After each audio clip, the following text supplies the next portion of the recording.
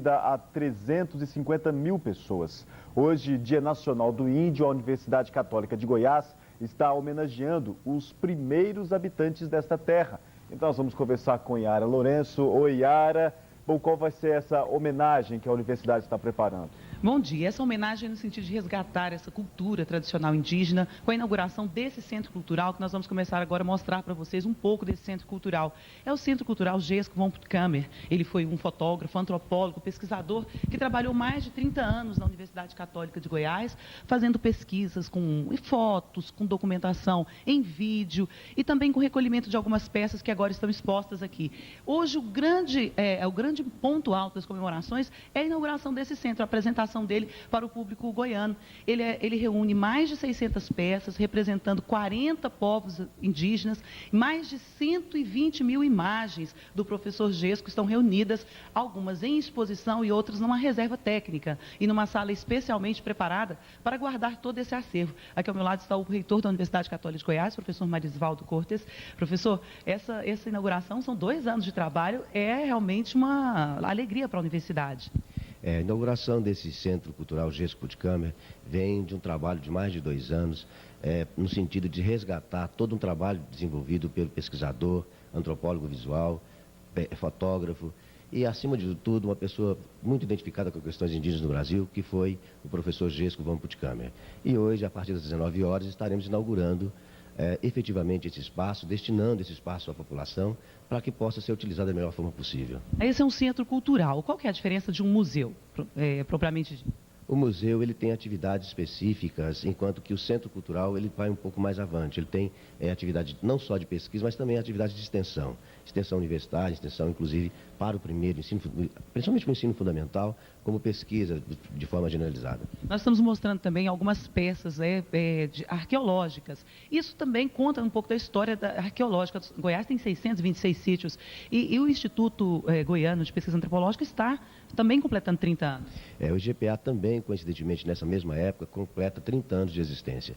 30 anos em prol das atividades arqueológicas, das atividades antropológicas do nosso estado, da região central do Brasil, e estamos desenvolvendo isso com muito afinco, com muita dedicação, disponibilizando a partir de hoje, às 19 horas, repito, quando da inauguração do nosso Centro Cultural Gesco Puttkamer, e a partir de terça-feira disponibilizando ao público em geral. De sorte que vai possibilitar a todos os estudantes, desde o ensino fundamental até o ensino superior, projetos de pesquisa, de cunhos científicos, tudo isso estará à disponibilidade da própria sociedade goianiense. Ok, obrigada, professor. É o resgate dessa cultura tão importante e daqui a pouco nós voltamos a falar mais sobre esse assunto com um especialista em povos indígenas, Renata.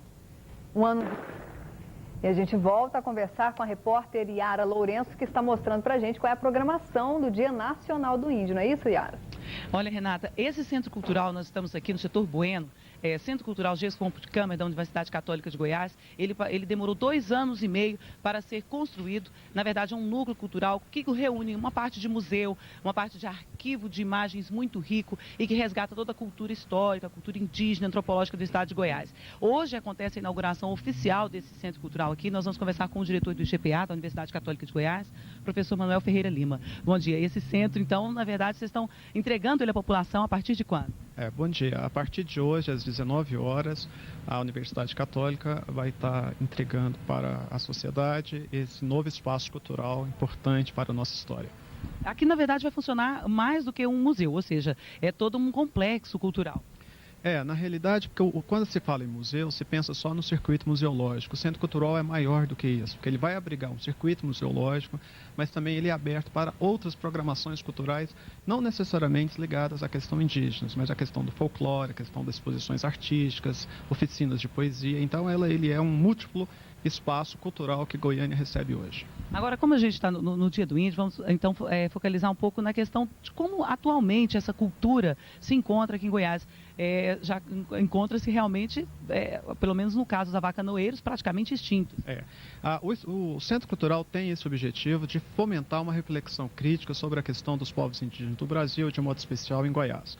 Goiás atualmente tem apenas 3 grupos indígenas, que é o Carajá de Aruanã, que vive uma situação fundiária complicada, o avacanoeiro, que vive um processo também praticamente de extinção e que tem uma hidrelétrica em suas terras, no seu território, e os tapuia, que também é um grupo que tem lutado muito para conquistar o seu território tradicional. Então são 3 grupos que têm 3 histórias de contato com a sociedade nacional diferente e que precisa desse diálogo harmonioso com a nossa sociedade. Bom, e é justamente nesse diálogo que se propõe fazer esse núcleo cultural, o diálogo entre a sociedade e entre uma reflexão, né, entre também os estudiosos e o que sobrou, né, o que restou desses povos, para que haja mais do que preservação, um resgate cultural. Então, apresentações de dança como essa que nós estamos vendo aqui, apresentações culturais, resgate da cultura indígena, vão fazer parte do calendário de eventos desse centro cultural, assim também como filmes, documentários sobre esses povos. Nós estamos assistindo a Companhia de Dança Noá, da Universidade Católica de Goiás. Esses são bailarinos que estão reproduzindo uma dança de casamento dos povos Timbira, índios originários de Goiás, que hoje foram sendo empurrados, só subsistem alguns deles no estado do Maranhão.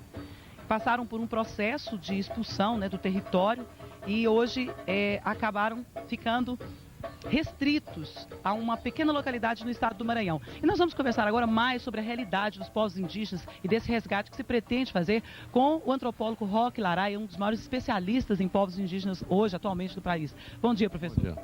Na verdade, toda essa cultura indígena, ela precisa desse resgate.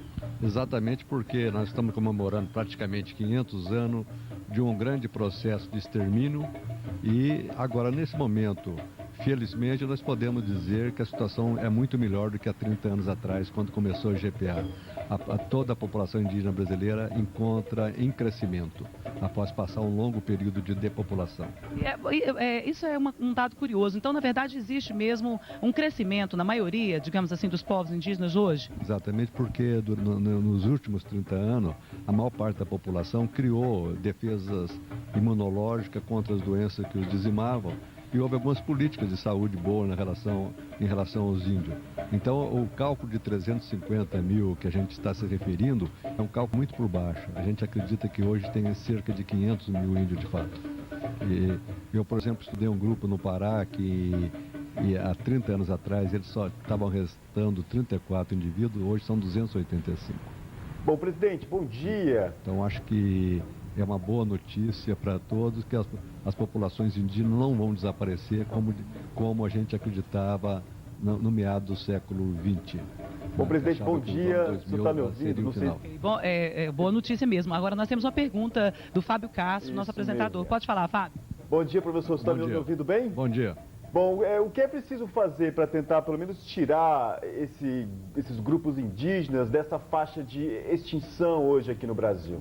Bom, a primeira coisa é garantir a posse das terras. Isso a FUNAI tem feito após a Constituição de 88, foram demarcados 70% das terras hoje demarcadas. Somente 30% foram demarcadas no século anterior. Hoje a população indígena conta com 12% do território nacional. Agora, além da questão da terra, essa valorização também é importante, outras ações também.